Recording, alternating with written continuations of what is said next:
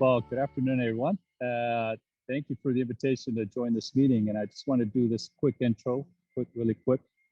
So I am outside, but let me switch my camera so you can see the view. And what you see before you is air quality monitors. And these monitors are currently testing for hexavalent chromium here in the city of Paramount. See that big, large building off in the way? That's a metal forging company. And then next to that is another metal forging company. So the neighborhood I grew up in. That house that's down in the distance there with that white garage door, that's my parents' house. I grew up in that house. I'm a young 74-year-old lifetime resident of Imperial County, a border community, very rich agricultural area. We've been burdened with the pollution of cross-border industry and ag burning and all types of issues in their community for just about all my lifetimes. Nuestra comunidad donde yo vivo es una área mixta donde tenemos casas y muchos negocios industriales. Desafortunadamente hay muchos tóxicos alrededor, muchas áreas donde ellos básicamente contaminan el aire. Yo desafortunadamente fue diagnosticada en principios de 2000 con asma también. Y eso es específicamente por qué me trae aquí. I had a unique experience growing up here. For air, I saw my brother the first year in and out of the hospital with asthma, not being able to breathe. It is an expectation in Richmond.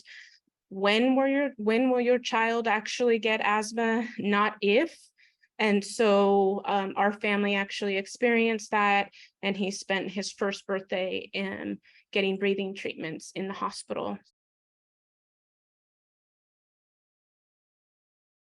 We had our first meeting in February of 2020, and then we were on Zoom. It was so much harder to get to meet people and know who they were.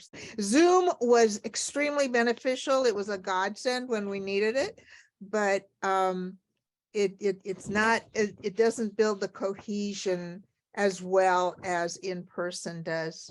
You know, we've had a couple of hands-on events in Sacramento where we had people actually look at the monitors, looking at the data coming at real time, and those were great events and opportunities for the community to actually see what the monitors are doing real time and the data they're collecting. And this co-lead model, because you're bringing together organizations and to be able to come up with a CERP that we all could live with, it's been a challenge.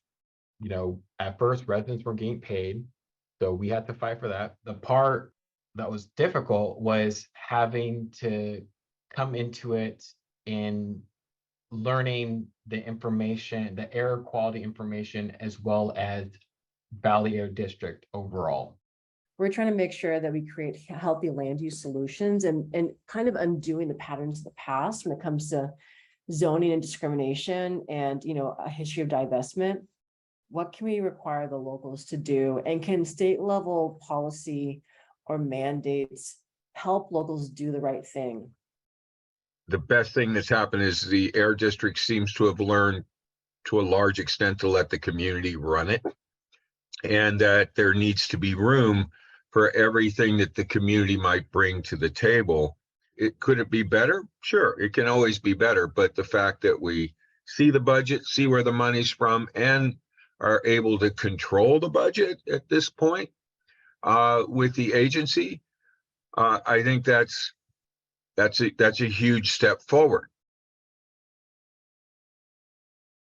I'm really excited to see this reimagining, the extended outlook. I've really been struck over the last year, all this sort of angsting over, oh my God, we can't get this and that project off the road, off the ground. And it reminds me that in West Oakland, we started with very few dollars and very few little support in that.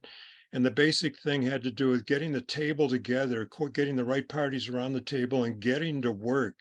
It's imagining how you can use more all the multiple resources that you have right now spread in so many programs and make it more strategic so we can be addressing these concerns. I will say I'm in a little different situation, not being an official AB 617 community. And I say it that way because I know there are a lot of communities that are ground zero communities. And so I'm representing the Try Something Different group. And I believe we fit into the community focused enforcement category. My perspective on that, you know, that question of how are we going to get to all the communities is, I don't think AB 617 could ever have been expected to reach every community with that programmatic format. Because we had been trying to build this Air Academy in South LA, we're able to apply for community air grant and started this work. And then we were selected as a 617 community. You know, we still continue to battle at all levels to move beyond the decide, announce, and defend model of policymaking. And that what we are working toward is really co-design. And so the blueprint, I think, is about transparency. Part of that transparency has to be about the resources and how to share them so that we're not competing with each other.